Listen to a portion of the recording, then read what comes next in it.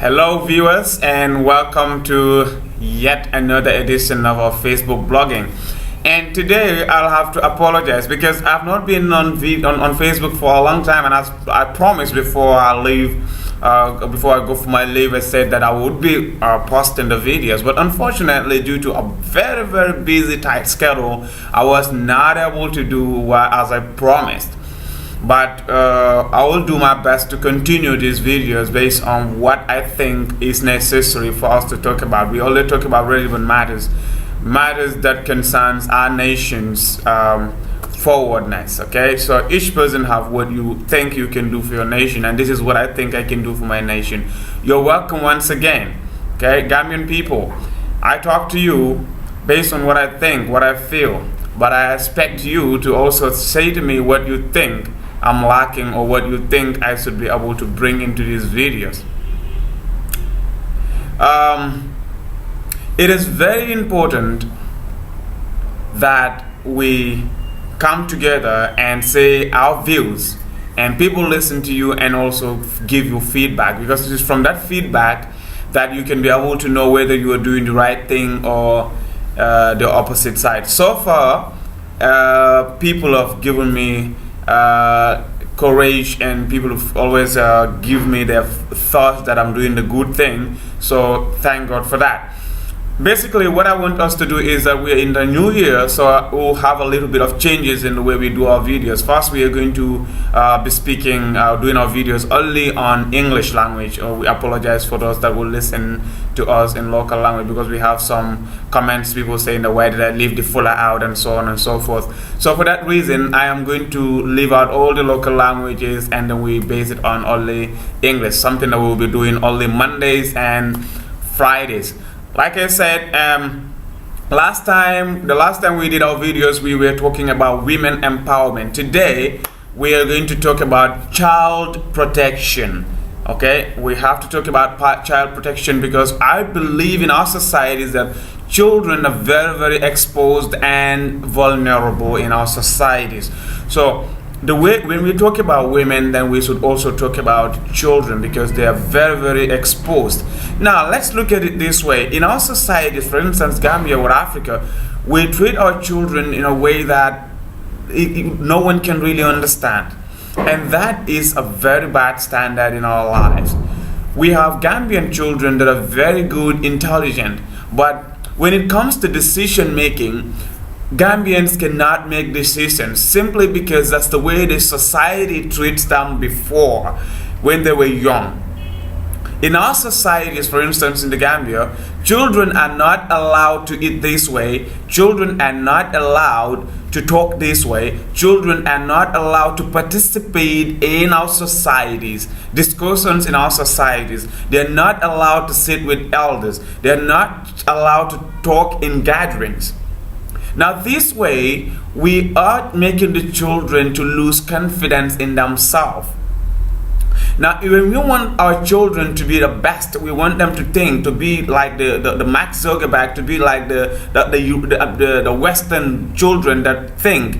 You know, when you look at that Indian boy, that small boy that used to talk about artificial intelligence, when you look at that, he's a small boy, but he was given chance to think about the life.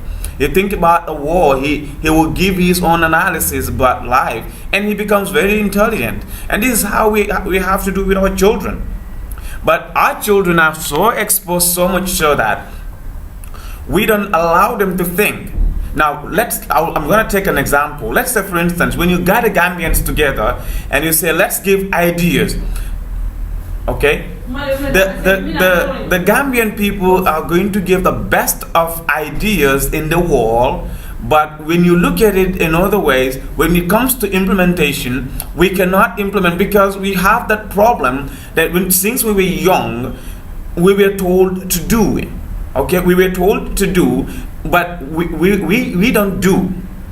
Okay, so what happens is, when we're young, even whatever we want to do, the type of learning that you want to do. Let's say, for instance, you cannot sit in class, but you want to do vocational stuff, let's say showing or something like that. Our parents would not allow us to do whatever we think we are good at, but they would either force us to do what we are not even good at, but based on what they think.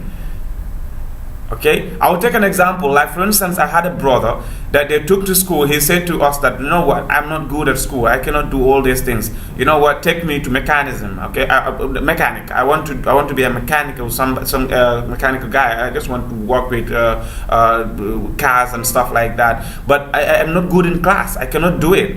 But the parents keep forcing him that, you know what, we are not this, we are not blah blah blah, we are this blah blah. So the guy could not do what he wanted, and he almost lost his entire career. So I had to intervene and say, hey, you know what, let him do what he thinks he's good at. Let's just give him a chance to do what he's good at, but we cannot force him to do something that he's not good at. At the end of the day, he will not be good at this and that, and at the end of the day, we will be blamed for his failure. So that's what we do in our societies. Now let me go back to what I was saying in this scenario.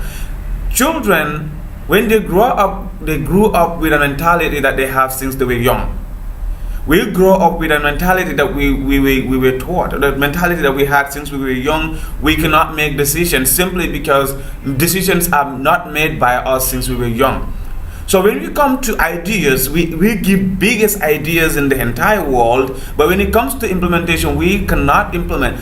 Gambians only wait for people to tell them do this, simply because that's the way we were treated since we were young. We believe in that we must be told to do, then we do.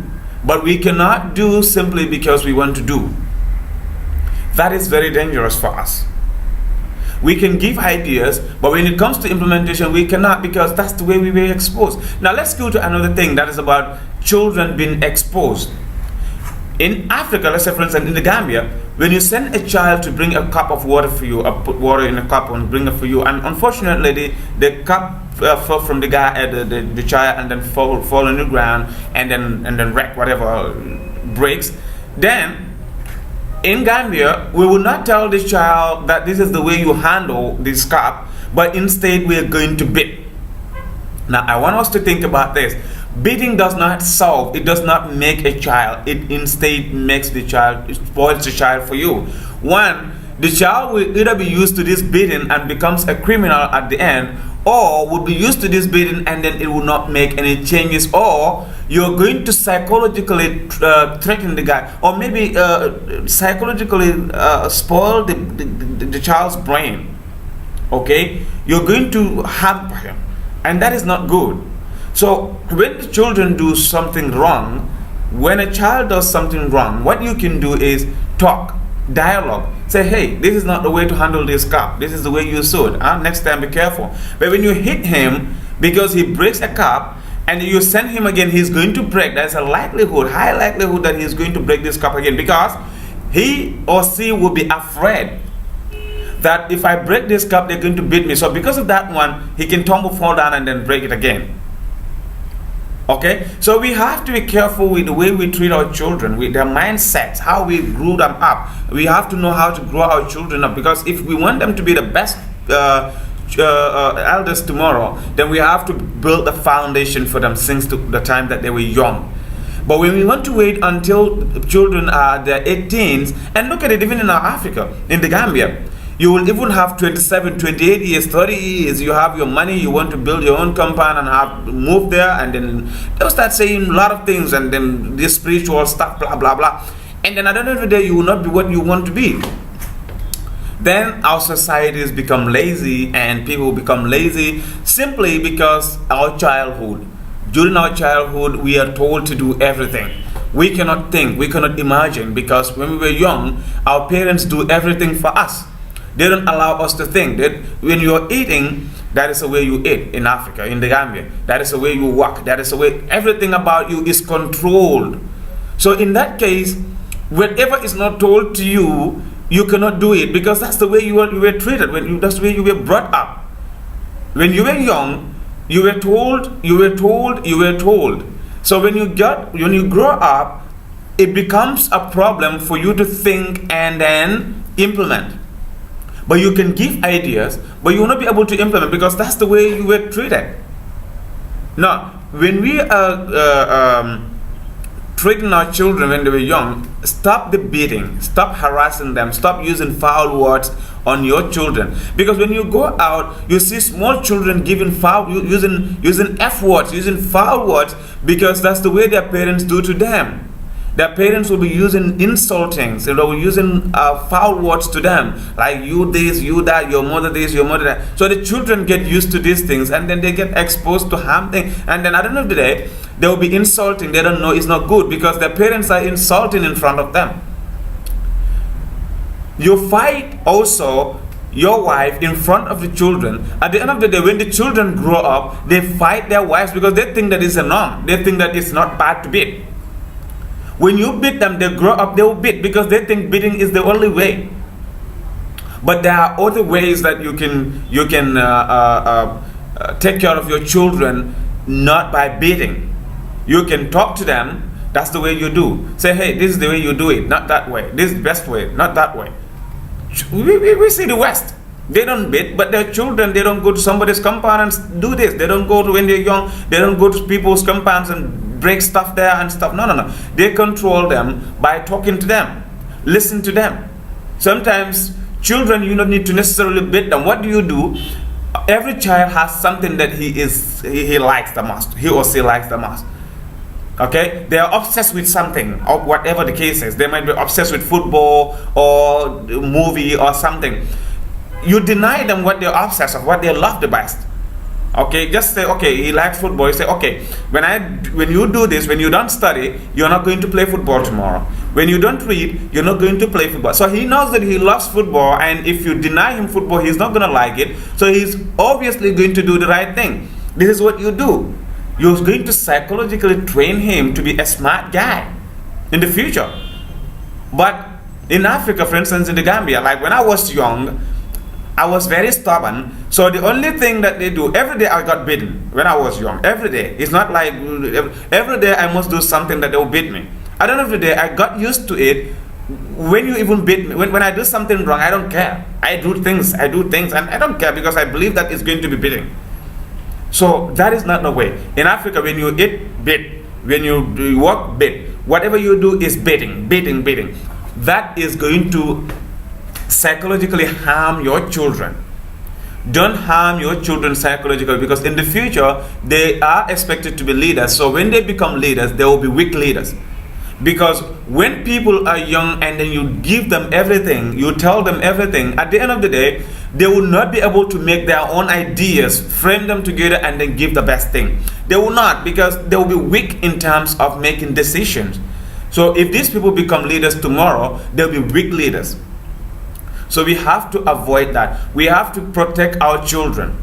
Give them food, give them shelter, give them whatever they need, give them the best of education. Then they become children that will be shining tomorrow. We have to help our children.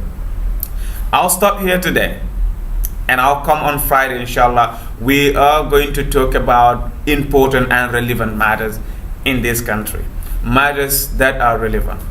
You can follow me on Facebook on my own page, Badara Toure. You can also follow me on YouTube as Aliou Badara Toure, or you can also follow me on Gambia Youth and Women's Forum. You can also follow me on Gambia National Development Forum. All of these things, I put these videos. If you find anything in these videos that you think I should be able to improve on, please, you're welcome. Gambian people, thank you.